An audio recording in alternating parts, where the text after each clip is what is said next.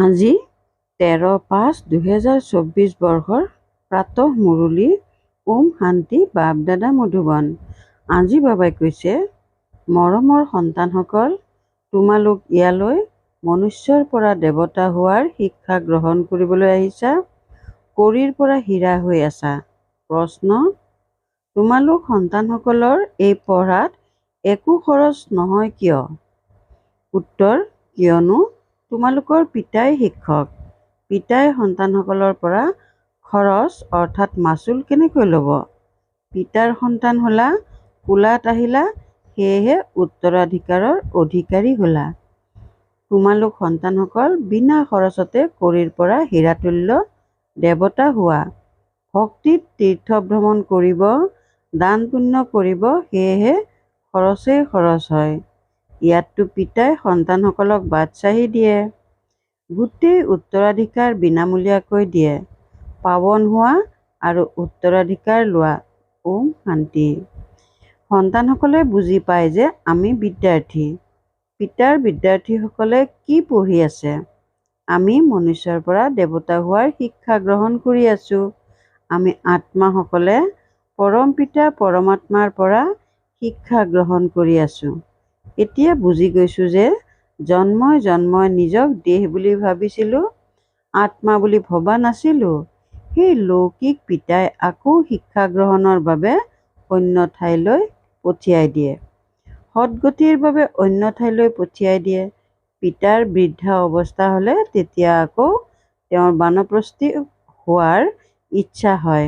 কিন্তু বানপ্ৰস্থ অৰ্থ কোনেও নাজানে। বাণীৰ সিপাৰে আমি কেনেকৈ যাব পাৰো, সেয়া বুদ্ধিত ধাৰণ নহয়। এতিয়াতো আমি পতিত। য'ৰ পৰা আমি আত্মাসকল আহিছো, তাত তোমালোক পাৱন আছিলা।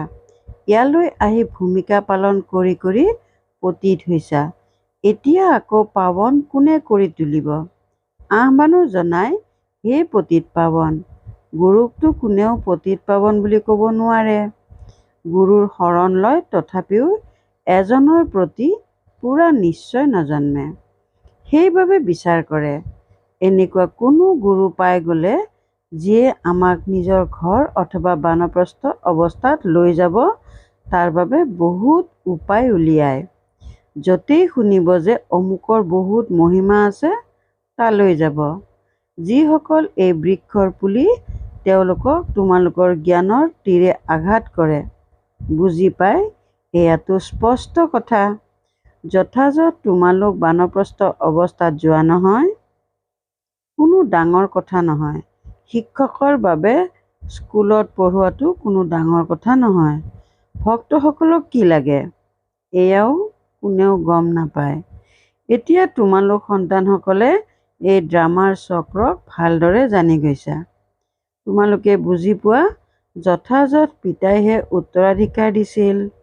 যিয়ে এতিয়া দি আছে, পুনৰ সেইটো অৱস্থাত আহিম। সেয়াতো তোমালোক সন্তানসকলে বুজি পোৱা। প্ৰথম মুখ্য কথা হ'ল পাৱন হ'বৰ বাবে পিতাক স্মৰণ কৰা। লৌকিক পিতাটো সকলোৰে স্মৃতিত আছে, পাৰলৌকিক পিতাক নাজানেই। এতিয়া তোমালোকে বুজি পোৱা যে নিজক আত্মা বুলি বুজি পিতাক স্মৰণ কৰাটো অতিকৈ সহজো আৰু অতিকৈ কঠিনো হয়। আত্মা কিমান সূক্ষ্মতৰা, পিতাও তৰা। তেওঁ সম্পূৰ্ণ পবিত্ৰ আত্মা আৰু এওঁ সম্পূৰ্ণ অপবিত্ৰ। সম্পূৰ্ণ পবিত্ৰৰ সংগই উদ্ধাৰ কৰে, সেয়াতো এজনৰহে সংগ পোৱা যায়। সংগ নিশ্চয় আকৌ 5 বিকাৰৰূপী ৰাৱণৰ কুসংগ পোৱা যায়। তাকে ৰাৱণ সম্প্ৰদায় বুলি কোৱা হয়। এতিয়া তোমালোক ৰাম সম্প্ৰদায়ৰ হৈ আছা। তোমালোক ৰাম সম্প্ৰদায়ৰ হৈ যাবা, তেতিয়া এই ৰাৱণ সম্প্ৰদায় নাথাকিব। বুদ্ধিত এই জ্ঞান আছে। ৰাম বুলি কোৱা হ'ব ভগৱানক।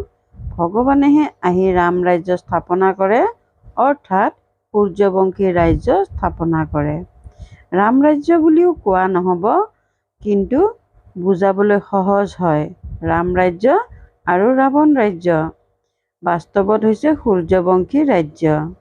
তোমালোকৰ এখন সৰু কিতাপ আছে, জীৱন হীৰাতুল্য কেনেকৈ হ'ব? এতিয়া হীৰাতুল্য জীৱন কাক কোৱা হয়? তোমালোকৰ বাহিৰে মনুষ্যই কি জানে? লিখিব লাগে, হীৰাতুল্য দেৱতা জীৱন কেনেকৈ গঢ়িব? দেৱতা শব্দটি যোগ কৰা উচিত। তোমালোকে অনুভৱ কৰা আমি ইয়াত জীৱন হীৰাতুল্য গঢ়ি আছো।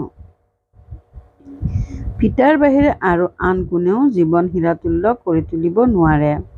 কিতাপ আছে, ভাল কথা, তাত কেৱল এই শব্দটি যোগ কৰা।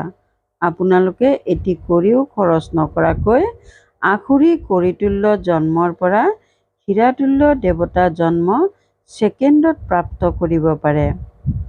সন্তান পিতাৰ ওচৰত জন্ম লয় আৰু উত্তৰাধিকাৰৰ অধিকাৰী হয়। সন্তানসকলৰ খৰচ হয় জানো? কোলাত আহিল আৰু উত্তৰাধিকাৰৰ অধিকাৰী হ'ল। খৰচটো পিতাই কৰে, সন্তানে নকৰে। এতিয়া তোমালোকে কি খৰচ কৰিছা? পিতাৰ হওঁতে কিবা খৰচ হয় জানো? নহয়। যেনেকৈ লৌকিক পিতাৰ হওঁতে খৰচ নহয়, তেনেকৈ পাৰলৌকিক পিতাৰ হওঁতেও কোনো খৰচ নহয়। এয়াতো পিতাই বহি পঢ়াই তোমালোকক দেৱতা কৰি তোলে। তোমালোকতো কোনো শিশু নোহোৱা, পৰিণত হোৱা। পিতাৰ হৈ গ'লে পিতাই ৰায় দিয়ে। তোমালোকে নিজৰ ৰাজধানী স্থাপনা কৰিব লাগে। ইয়াৰ বাবে পবিত্ৰ নিশ্চয় হ'ব লাগে।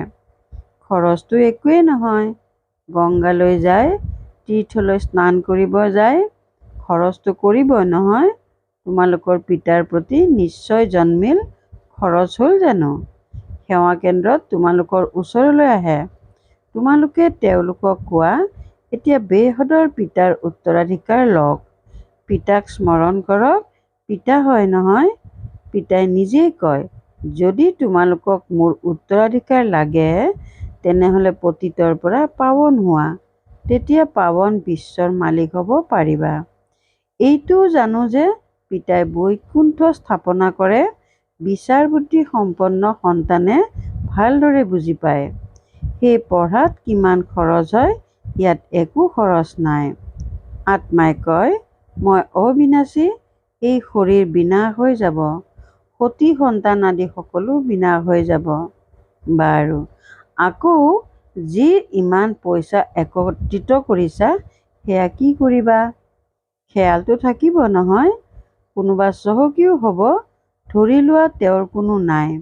জ্ঞান পাই গ'লে তেতিয়া বুজিব, এইটো অৱস্থাত পইচা কি কৰিম। পঢ়া হৈছে উপাৰ্জনৰ উৎস। বাবাই শুনাইছিল, এজন আব্ৰাহাম লিংকন আছিল, বহুত গৰীব আছিল। ৰাতি জাগি পঢ়িছিল। পঢ়ি ইমান বুদ্ধিমান হৈ গ'ল যে ৰাষ্ট্ৰপতি অৰ্থাৎ আমেৰিকাৰ হৈ গ'ল। খৰচ কৰিবলগীয়া হয় জানো? একোৱেই নহয়। বহুত আছে যিসকল গৰীব। তেওঁলোকৰ পৰা চৰকাৰে পঢ়াৰ বাবে পইচা নলয়। এনেকৈ বহুতে পঢ়ে, গতিকে তেওঁ মাননি অবিহনে ৰাষ্ট্ৰপতি হৈ গ'ল। কিমান ডাঙৰ পদ পাই গ'ল। এই চৰকাৰেও একো খৰচ নলয়। বুজি পাই জগতত সকলো গৰীব। যিমানেই ধনৱান লাখপতি কোটিপতি আছে, তেওঁলোকেও গৰীব বুলিয়েই ক'ব। মই তেওঁলোকক চহকী কৰি তোলো। ধন যিমানেই নাথাকক, তোমালোকে জানা যে সেয়া মাথো কিছুদিনৰ বাবেহে। এই সকলো মাটিত মিলি যাব। তেন্তে গৰীব নহ'ল জানো? সকলো পঢ়াৰ ওপৰতেই নিৰ্ভৰ কৰে। পিতাই সন্তানসকলৰ পৰা পঢ়োৱাৰ বিনিময়ত কি ল'ব? পিতাটো বিশ্বৰ মালিক হয়। সন্তানসকলে জানে আমি ভৱিষ্যত এয়া লক্ষ্মীনাৰায়ণ হ'মগৈ। মই আহিছোঁ এয়া স্থাপন কৰিবলৈ। বেজতো এই বুজনি আছে। নতুন নতুন আৱিষ্কাৰ হৈ থাকে। শিৱ বাবাই কয়, আত্মাতেই সকলো ভূমিকা নিহিত হৈ আছে। যিসকল বিকাৰী পতিত হৈ গৈছে, তেওঁলোকক পিতা আহি পবিত্ৰ কৰি তোলে। এইটোতো জানা যে ৫,০০০ বছৰ পূৰ্বে পিতাৰ পৰা বিশ্বৰ বাদশ্বাহী লৈছিলোঁ। পিতাই কয়, মুখ্য কথা হৈছে মামেকম স্মৰণ কৰা। সন্মুখত কয়, ৰথ পাই গ'ল, সেয়েহে পিতাও আহি গ'ল। ৰথটো নিশ্চয় এখনেই নিৰ্ধাৰিত হৈ থাকিব নহয়। এইখন ৰচি থোৱা ড্ৰামা, সলনি হ'ব নোৱাৰে। তেওঁলোকে কয়, এই হীৰা মুকুতাৰ ব্যৱসায়ীজন কেনেকৈ প্ৰজাপিতা ব্ৰহ্মা হ'ব?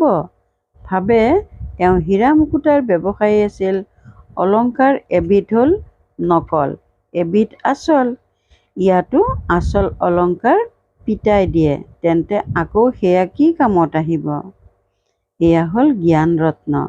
ইয়াৰ তুলনাত সেই অলংকাৰৰ কোনো মূল্যই নাই। যেতিয়া এই ৰত্ন পালে তেতিয়া বুজিলে এই হীৰা মুকুতাৰ ব্যৱসায়টো কোনো কামৰ নহয়। এই এটি অবিনাশী জ্ঞান ৰত্ন লাখ লাখ টকা মূল্যৰ। তোমালোকে কিমান ৰত্ন পোৱা? এই জ্ঞান ৰত্ন আচল হৈ যায়। তোমালোকে জানা, পিতাই এই ৰত্ন জুলুঙা ভৰাবলৈ দিয়ে। এয়া বিনামূলীয়াকৈ পোৱা যায়, একোৱেই খৰচ নাই। তাততো দেৱাল ছাদতো হীৰা মুকুতা খোদিত কৰা থাকে। তাৰ মূল্য কিমান কি হ'ব? মূল্য পাছত হয়। তাততো হীৰা মুকুতাও তোমালোকৰ বাবে একো নহয়। সন্তানসকলৰ এইটো নিশ্চয়তা থকা উচিত। পিতাই বুজায় যে তেওঁ জ্ঞানীও আৰু যোগীও। বাবাৰ ৰূপ সূক্ষ্ম, তেওঁক জ্ঞান সাগৰ বুলি কোৱা হয়। এয়া হৈছে জ্ঞান ৰত্ন, যাৰ দ্বাৰা তোমালোক বহুত ধনৱান হ'বাগৈ। বাকী কোনো অমৃত বা পানী আদিৰ বৰষুণ নহয়। পঢ়াত পানীৰ কথা নাথাকে। পাৱন হোৱাৰ ক্ষেত্ৰত খৰচৰ কথাই নাই। তোমালোকে এতিয়া বিবেক পাইছা, বুজি পোৱা যে পতিত পাৱনটো একমাত্ৰ পিতাহে। তোমালোকে নিজৰ যোগ বলেৰে পাৱন হৈ আছা। এইটো জানা যে পাৱন হৈ পাৱন সৃষ্টিলৈ গুচি যাম। এতিয়া এয়া শুদ্ধ নে সেয়া? এই সকলোবোৰ কথাৰ ওপৰত বুদ্ধি চলিব লাগে। ড্ৰামাত এই ভক্তিৰ ভূমিকাও থাকিবই। পিতাই কয়, এতিয়া তোমালোক পাৱন হৈ পাৱন সৃষ্টিলৈ যাব লাগে। যিসকল পাৱন হ'ব তেওঁলোক যাবগৈ, যিসকল ইয়াৰ পুলি হ'ব তেওঁলোক ওলাই আহিব। বাকীসকলে জানো বুজিব? তেওঁলোকেতো পিটনিত আবদ্ধ হৈয়েই থাকিব। যেতিয়া শুনিব তেতিয়া অন্তিমত ক'ব, অহো প্ৰভু তোমাৰ লীলা, আপুনি পুৰণি সৃষ্টিক কেনেকৈ নতুন কৰি তোলে। তোমালোকৰ এই জ্ঞান বাতৰি কাকতত বহুত প্ৰকাশ পাব। বিশেষকৈ এই চিত্ৰ বাতৰি কাকতত ৰঙীনকৈ প্ৰকাশ কৰা আৰু লিখি দিয়া শিৱ বাবাই প্ৰজাপিতা ব্ৰহ্মাৰ দ্বাৰা স্বৰ্গৰ মালিক এই লক্ষ্মী নাৰায়ণ কৰি তোলে। কেনেকৈ? স্মৃতিৰ যাত্ৰাৰ দ্বাৰা। স্মৰণ কৰোঁতে কৰোঁতে তোমালোকৰ মামৰ আঁতৰি যাব। তোমালোকে থিয়ই থিয়ই সকলোকে এই ৰাস্তা দেখুৱাব পাৰা যে পিতাই কয় মামেকম স্মৰণ কৰা, নিজক আত্মা বুলি বুজা। বাৰে বাৰে এইটো স্মৃতি সোঁৱৰাই দি আকৌ চোৱা তেওঁলোকৰ চেহেৰা কিমান সলনি হয়নে? চকুলোৰে সেমেকি যায়নে? তেতিয়া বুজিবা কিবা বুদ্ধিত ধাৰণ হৈছে। প্ৰথমতে এই এটা কথাই বুজাব লাগে, ৫,০০০ বছৰ পূৰ্বেও পিতাই কৈছিল মামেকম স্মৰণ কৰা। শিৱ বাবা আহিছিল, সেইবাবেইতো শিৱ জয়ন্তী পালন কৰে নহয়। ভাৰতক স্বৰ্গ কৰি তুলিবলৈ এয়াই বুজাইছিল যে মামেকম স্মৰণ কৰা, তেতিয়া তোমালোক পাৱন হৈ যাবা। সৰু সৰু কন্যাসকলেও এনেকৈ বহি বুজাব লাগে। বেহদৰ পিতা শিৱ বাবাই এনেকৈ বুজায়। বাবা শব্দটি বৰ মিঠা। বাবা আৰু উত্তৰাধিকাৰ। সন্তানসকল, ইমান নিশ্চয়তাত থাকিব লাগে, এইখন হয়েই মনুষ্যৰ পৰা দেৱতা হোৱাৰ বিদ্যালয়। দেৱতাসকল হয়েই পাৱন। এতিয়া পিতাই কয়, নিজক আত্মা বুলি বুজি মোক স্মৰণ কৰা, মনমনা ভৱ। শব্দটি শুনিছা? যদি শুনা নাই তেন্তে পিতাই শুনায়। পিতাই কয়, মই পতিত পাৱন, মোক স্মৰণ কৰা, তেতিয়া তোমালোকৰ খাদ আঁতৰি যাব আৰু শত্ৰুপ্ৰধান হৈ যাবা। ইয়াৰ বাবে পৰিশ্ৰম কৰিবলগীয়া হয়। জ্ঞানৰ ক্ষেত্ৰত সকলোৱে কৈ দিয়ে বহুত ভাল, অতি উত্তম জ্ঞান, কিন্তু প্ৰাচীন যুগৰ বিষয়ে কোনেও নাজানেই। পাৱন হোৱাৰ কথা তোমালোকে শুনোৱা, তথাপিও বুজি নাপায়। পিতাই কয়, তোমালোক সকলো পতিত তমোপ্ৰধান হৈ গৈছা। এতিয়া নিজক আত্মা বুলি বুজি মোক স্মৰণ কৰা। আচলতে তোমালোক আত্মাসকল মোৰ লগত আছিলা নহয়। মোক তোমালোকে আহ্বানো কৰা, হে ঈশ্বৰ পিতা, আহক, এতিয়া মই আহিছোঁ, তোমালোকে মোৰ মতত চলা। এয়া হয়েই পতিতৰ পৰা পাৱন হোৱাৰ মত। মই হৈছোঁ সৰ্বশক্তিমান, চিৰ পবিত্ৰ। এতিয়া তোমালোকে মোক স্মৰণ কৰা, ইয়াকেই প্ৰাচীন ৰাজযোগ বুলি কোৱা হয়। তোমালোকে পেচাগত কাম কাজ আদিও নিশ্চয় কৰা, সতী সন্তান আদিৰো তত্বাৱধান লোৱা, কেৱল বুদ্ধিযোগ অন্য সকলোৰে পৰা আঁতৰাই মোৰ লগত লগোৱা। এইটো হ'ল সকলোতকৈ মুখ্য কথা। এইটো যদি বুজা নাই, তেনেহ'লে একোৱেই বুজা নাই। জ্ঞানৰ ক্ষেত্ৰত কয়, বহুত ভাল জ্ঞান দিয়ে, পবিত্ৰতাও ভাল, কিন্তু আমি পবিত্ৰ কেনেকৈ হ'ম? এইটো কথা মুঠেই বুজি নাপায়। দেৱতাসকল সদায় পবিত্ৰ আছিল নহয় জানো?